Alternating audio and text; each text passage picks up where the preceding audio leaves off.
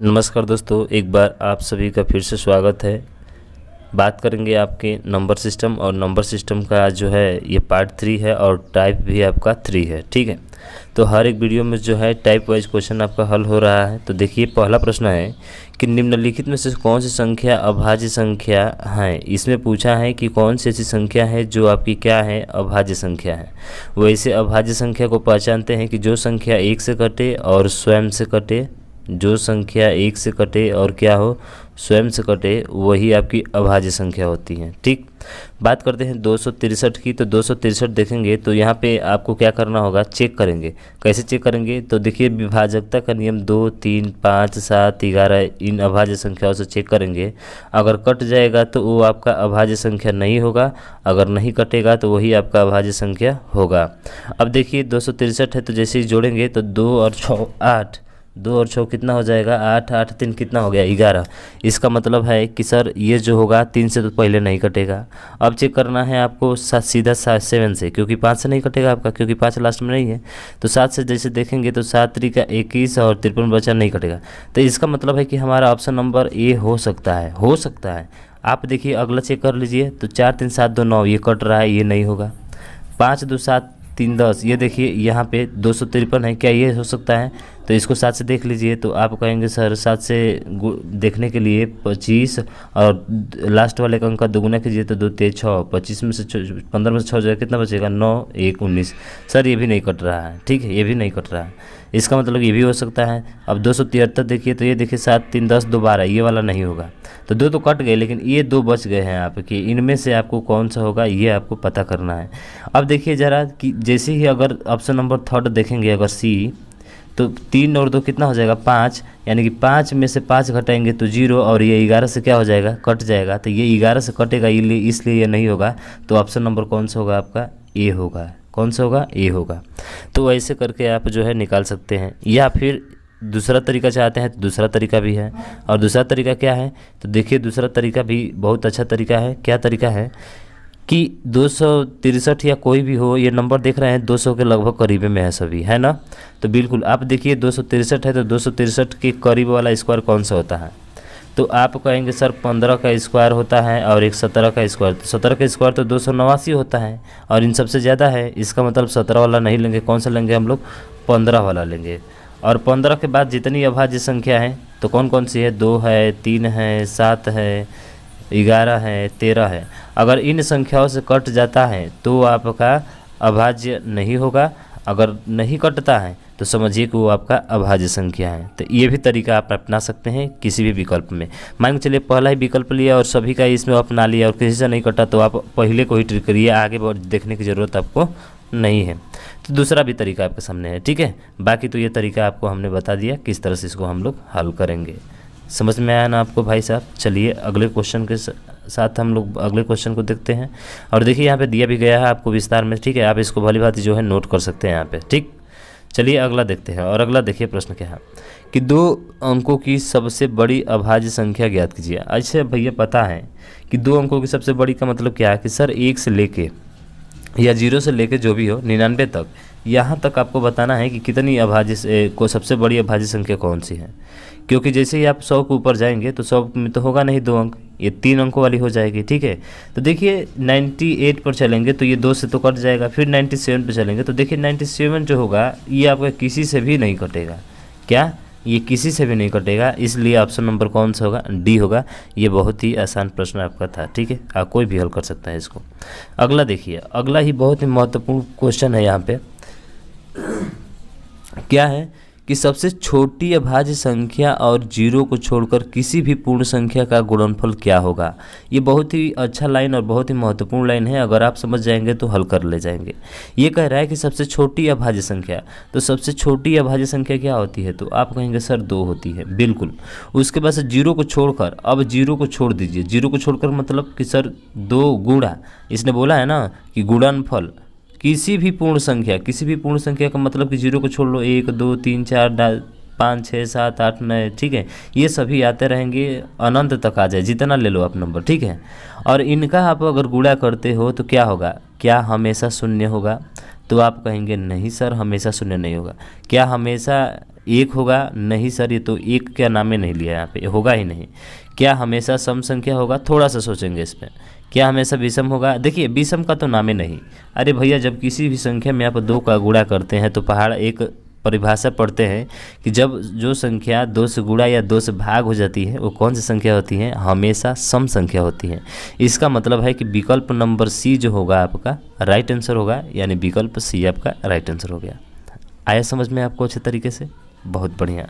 चलिए आगे बात करते हैं। तो देख लीजिएगा यहाँ पे अगला प्रश्न आपके सामने ये रहा कि 50 और 80 के बीच की अभाज्य संख्याओं के योग का पता लगाइए। देखिए कुछ ऐसी संख्या दिया रहता है हमारे एग्जाम में जिनको हमें अभाज्य संख्या लिखना ही पड़ता है, समझ रहे हैं ना, जिनको अभाज्य संख्या क्या करना पड़ता है? लिखना पड़ता है और लिख कर उनको जोड़ना पड़ता है। तो हम लिखेंगे नहीं, डायरेक्ट आपको नीचे दे दिया गया है, आप इसको ऐसे ही हल करिएगा। देखिए कौन सा होता है सर? 53, 59, 61, 67, 71, 73, 79, इनको जोड़ेंगे 400 कितना आएगा? 63, और 4 से 63 कौन सा है? विकल्प नंबर सी आपका राइट हो जाएगा। तो ये आप खुद से करिए, ठीक है। कुछ ऐसे सवाल जो आपको खुद करना पड़ता है, वैसे अभाज्य संख्या सभी को पता है, ठीक है ना। हाँ, जो नहीं आता है और जो इम्पोर्टेंट चीज़ है उसको मैं तो अपने तरफ से बताऊँगा ही, ठीक है। बाकी सब जो है आप आसानी से हल कर लेंगे। चलिए अगले क्वेश्चन की बात करते हैं। और अगला क्वेश्चन कुछ आपके सामने इस तरह से रहा और ये दे दिया गया है यहाँ पे, क्या है तो ध्यान दीजिएगा थोड़ा सा इस प्रश्न को, ठीक है। क्या कह रहा है कि किन 4 विषम अभाज्य संख्याओं का योग आपका 34 है? यानी ऐसी कौन सी इनमें से 4 संख्या है जिनके विषम का योग जो है 34 है? तो 4 विषम अभाज्य संख्या, तो देखिए वो विषम चाहिए, तो विषम चलेंगे तो देखिए सब में तो विषम है, लेकिन क्या आप इसको जोड़ेंगे तो होगा? तो आप कहेंगे नहीं सर। देखिए इसको जोड़िए, 3, 5, 7, 7, 14 और 9 कितना होता है सर? 23 होता है। 14, 24, 3, 23, ये भी नहीं होगा हमारा।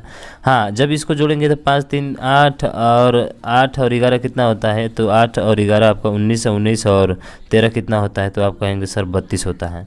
हमें चाहिए कितना? 34 चाहिए। इसका मतलब ये भी नहीं होगा सर हमारा। यहाँ पे देखिए 7, 3, 10 और 10 में आप 3, 1, 4 जोड़िए 34, यानी कि ऑप्शन नंबर डी आपका क्या होगा? राइट आंसर होगा। तो ये बड़ी आसान सवाल था, ये आपको जो है बहुत आसान तरीके से आप भी कर सकते हैं इसको, तो ऑप्शन नंबर डी आपका राइट हो जाएगा, ठीक है। चलिए अगले क्वेश्चन की बात करते हैं। और अगला क्वेश्चन आपके सामने ये रहा, क्या है क्वेश्चन तो ज़रा ध्यान से देखेंगे इसमें कि 1 से 100 तक की गिनती में अंक 2 दहाई के स्थान पर कितनी बार आता है? अब इसमें अक्सर हम लोग गलतियां कर देते हैं कि सोचते हैं सर जी हमने पढ़ाया हुआ था। क्या पढ़ाया होता है कि सर जो इकाई अंक होता है ना, दो पूछे चाहे एक पूछे आपका, वो फटाक तो कहते हैं कि सर जी 11 होगा। क्या होगा? 11। और यहीं से आप ट्रिक करके गलत करके आते हैं और क्वेश्चन को आप ठीक से नहीं पढ़ पाते हैं, जिसकी वजह से आपकी गलतियाँ होती हैं। अब इसने पूछा है कि 2 दहाई के स्थान पर, कहाँ पे है भाई साहब? तो 2 दहाई के स्थान पे आना चाहिए। तो 2 दहाई के स्थान पे कब आता है? तो आप कहेंगे सर 1 20 में आता है। 2 दहाई, देखिए ये दहाई है, ये इकाई और ये दहाई, तो इधर वाले नंबर कितने आएंगे? तो सर कहेंगे कि 2 से लेकर आपके 29 तक आएंगे। कितने आएंगे? 2 से लेकर आपके 29 तक आएंगे। कितने आएंगे भाई साहब? 2 से लेकर आपके 29 तक आएंगे। लेकिन 1 से पूछा है और इसके पहले 1 और 2 आएगा, जो कि शुरुआती में 1 और 2 आएगा। तो इधर जब आप जोड़ेंगे ना, तो इधर आपके 2 से लेकर 29 तक जो 2 आएंगे वो कितना बार आएगा? 9 बार आएगा। कितना बार आएगा भाई साहब? 9 बार। और 1 पहले आपने 2 छोड़ा है, यानी कि 9 + 1 बराबर कितना होगा? 10 होगा। लेकिन आप गलतियाँ कहाँ करते हैं? देखिए हमारा विकल्प सी सही होगा, लेकिन आप गलतियाँ कहाँ करते हैं उसको भी मैं बता देता हूँ। गलतियाँ लड़के ये करते हैं कि यहाँ पे जो है दहाई नहीं पढ़ते हैं। क्या नहीं पढ़ते हैं भाई साहब? दहाई वाला नहीं पढ़ते हैं, कि दहाई पे पूछा है। वो क्या करते हैं कि सर यहाँ पे 22 लिखा रहता है, इधर इकाई वाला भी क्या कर लेते हैं? जोड़ लेते हैं, जिसके वजह से उनके एग्जाम में ये गलतियाँ होती रहती हैं। और ये गलतियों से बचना है भाई साहब, आप अपनी गलतियों को सुधारिए, ठीक है। तभी आप एग्ज़ाम में अच्छा स्कोर कर पाएंगे, अपने स्थान को क्लियर कर पाएंगे, ठीक। चलिए अगले क्वेश्चन की बात करें। और अगला क्वेश्चन आपके सामने ये रहा, क्या है कि एक अभाज्य संख्या है। अभी बात किया था कि एक अभाज्य संख्या क्या होती है, कि जो 1 का और स्वयं का भाग जाए। तो देखिए ऑप्शन नंबर बी अगर आप देखेंगे तो बिल्कुल सही होगा, यानी कि केवल खुद से और 1 से विभाजित होती हैं, वही आपकी क्या कहलाती हैं? भाज्य संख्या कहलाती हैं। यानी कि ऑप्शन नंबर विकल्प इज द राइट आंसर, ठीक। अगले क्वेश्चन की बात करते हैं। और अगला क्वेश्चन ये रहा आपका, क्या है कि 1 से 100 तक की गिनती में अंक 5 कितनी बार आता है? अब यहाँ पे बहुत ही पेचीदा सवाल हो जाता है कि 1 से 100 तक गिनती में 5 कितनी बार आता है। ठीक है, अब इसने नहीं कहा है कि इकाई के स्थान पे आता है कि दहाई के स्थान पे आता है, इसने बिल्कुल आपसे नहीं बोला है। ठीक है, यानी कि आपको जो है इकाई वाला भी काउंट करना है और दहाई वाला भी काउंट करना है। तो देखिए, जब आप 1 से लेकर 9 तक करेंगे तो 5 कितना बार आएगा, तो आप कहेंगे सर 1 बार आएगा। कितना बार आएगा? 1 बार आएगा। लेकिन उसके बाद से जो है आप 9 से लेकर अगर 10 तक करेंगे तो क्या इसमें 5 आएगा? 5 आएगा ना? नहीं आएगा। इसमें 9 से 10 तक 5 नहीं आएगा। सर यहाँ पे 10 से लेकर जो है आपका 20 तक जो आएगा 1 15 5 आएगा। इसमें कौन सा आएगा? 5। उसके बाद से सर ऐसे करते रहेंगे ना, तो ऐसे करते रहिएगा आप, हम डायरेक्ट आपको बताते हैं। ठीक है, तो डायरेक्ट क्या है कि सर 1 से लेकर अगर 49 तक आप करेंगे तो इसमें जो 5 आपके आएगा ना, 5 बार आएगा। कितना बार आएगा? 5 बार आएगा। ये ध्यान रखिए, कितना बार आएगा भाई साहब? 5 बार आएगा। उसके बाद से जैसे ही 50 पर आप चलेंगे और 50 से लेकर आपके जो 59 तक होंगे, इसमें आपके इधर तो 9 आएंगे और एक इधर आएगा, यानी कि 10 और 10 और 5 कितना हो जाएगा? 15 हो जाएगा। 50 तक 15 हो गए। और 50 के बाद से 50 से 60 जाएंगे तो आपके 50 से 60 में 55 2 बार आएगा। आएगा ना 55? 50 से 60 को, सॉरी 60 से आपके 70 के बीच में अगर जाएंगे तो 1 5 आएगा। तो 1 5 60 से 70, 70 से 80, 80 से 90 और 90 से 100, 4 बार ये आ गए, 4 बार ये आ गए आपके। तो कितने हुए? तो यहाँ पे देखिए 1 से लेकर 49 तक जो थे आपके 5 थे। ठीक है, 1 से 49 तक कितने थे? 5। और यहाँ पे आपके 11 मिल गए। तो 11 और 5 कितना हो गए? तो आप कहेंगे 16 और 4 ये जोड़ लीजिए तो 16 और 4 कितना हो जाएगा? 20। यानी कि आपके जो आंसर होगा, यानी आपका जो आंसर होगा, राइट आंसर होगा, वो आपका 20 होगा। समझ में आया ना आपको किस तरह से किया हमने? बिल्कुल। अरे भैया 70 से जब आप चाहें 70 से 80 निकालिए, 80 से 90 निकालिए, आपका एक ही आएगा। और 70 के बाद से कौन सा आएगा? 75 आएगा। 75 के बाद से तो 80 आता है। इसमें 5 कहाँ आ रहा है? नहीं आ रहा है ना, तो इसीलिए हमने एक एक लिया है। 60 के ऊपर से जाएंगे तो एक एक करके 4 बार आएगा। 60 70 70 80 90 100, 4 बार आ गया ना। हाँ, 4 बार ये हो गया। 1 से 50 तक बताया था आपको, कितना आया था? तो आपका 16 बार आया था। कितना बार? 16। 16 कैसे आया था? अरे भैया आप जब गिने थे तो इधर जब गिने थे 50 से लेकर अगर 60 तक गिनेंगे आप तो यहाँ पे तो 11 आ जाएगा। इसका पहले एगो था 12, समझ रहे हैं ना? इसका पहले भी एगो था ना, हाँ 12, 12 4 16, 16 4 कितना हो जाएगा? 20 हो जाएगा। तो आप देख सकते हैं यहाँ पे, तो इसका आंसर 20 होगा। देखिए यहाँ पे दिया गया है कि भैया जो 1 से 49 तक है वो 5 अंक 5 बार आएगा। 50 से 60 तक 5 11 बार आएगा। और 61 से 100 तक 5 कितनी बार आएगा? 4 बार। जब इनको जोड़ेंगे तो आपका आंसर कितना बार आएगा? 20 बार आएगा। आए समझ में? बिल्कुल आना चाहिए। अगला देखिए कि 200 विषम प्राकृतिक संख्याओं में गिनती कितनी अभाज्य संख्या आती है। अब ये सबसे पेचीदा सवाल है और ये काफ़ी हम लोग पढ़ कर जाते हैं कि सर जो 1 से लेकर 100 तक होता है वो आपकी कितनी अभाज्य संख्या होती है। तो मास्टर जी बताते हैं कि 25 होती है। ये हर बंदा पढ़ कर जाता है, लेकिन कोई भी बंदा ये पढ़ कर नहीं जाता कि 200 विषम प्राकृतिक संख्याओं में कितनी अभाज्य संख्या होगी। ये हमको कुछ भी पता नहीं चल पाता है, जिसके वजह से हम अपने एग्जाम में इस क्वेश्चन को गलत करके ही आते हैं। बाय द वे बजरंगबली का नाम लिए तो भाई सही हो गया। ठीक है, तो इसको भाई साहब आपको याद रख लेना है। विषम प्राकृतिक संख्याओं में कितनी अभाज्य संख्याएँ हैं, तो वो मात्र हैं आपके कितने? तो वो है आपके 45। कितनी है भाई साहब? 45। वैसे भी विषम प्राकृतिक संख्याओं में अभाज्य संख्या विषम होती हैं। ठीक है ना? हाँ, तो इसका मतलब कितना होगा? 45। आप इसको एकदम रट्टा मार लीजिएगा भाई साहब, क्योंकि आपको एक एक नंबर को अच्छे से बचाना है, तभी आप जो है अपना एक स्थान बना पाएंगे। ठीक है, चलिए अगले क्वेश्चन की बात करते हैं। और अगला क्वेश्चन है कि निम्न में से कौन से जोड़े सह अभाज्य हैं। अब सह अभाज्य क्या होता है सर? तो ऐसे दो अभाज्य संख्याओं का समूह जिनका मशक क्या हो? 1 हो, उसे ही हम लोग क्या कहते हैं? सहअभाज्य संख्या कहते हैं। तो देखिए यहाँ पे जब देखेंगे आप तो सर पहला वाला तो इनका मशक अगर निकालेंगे तो 1 नहीं होगा। देखिए 8 है 6 है, दोनों 2 से कट जाएंगे, ऑप्शन नंबर ए नहीं होगा। यहाँ पे देखिए 114 है और 213 है, तो 114 से ही आप पता लगा लिए होंगे कि सर 114 जो है ना, ये भी आपका जो है किसी न किसी से कटेगा ही। 4 2 6 3 से कट जाएगा सर, 3 4 2 6 ये भी 3 से कट जाएगा, तो इसका मतलब ये नहीं होगा। अब जैसे 59 और 97 पर जाएंगे तो देखिए ये अभाज्य संख्या है। दोनों क्या है, अभाज्य संख्या है, और इनका मसा क्या होगा आपका 1 होगा, और जिनका मसा 1 होता है वही आपकी सअभाज्य संख्या होती है, यानी कि option number C is the right answer. Option number C आपका राइट आंसर होगा। आ गया समझ में? चलिए बिल्कुल आगे चलते हैं, और अगला प्रश्न आपके सामने कुछ ये रहा। क्या कह रहा है कि निम्न में से कौन सी संख्या जो है आपकी भाज्य है।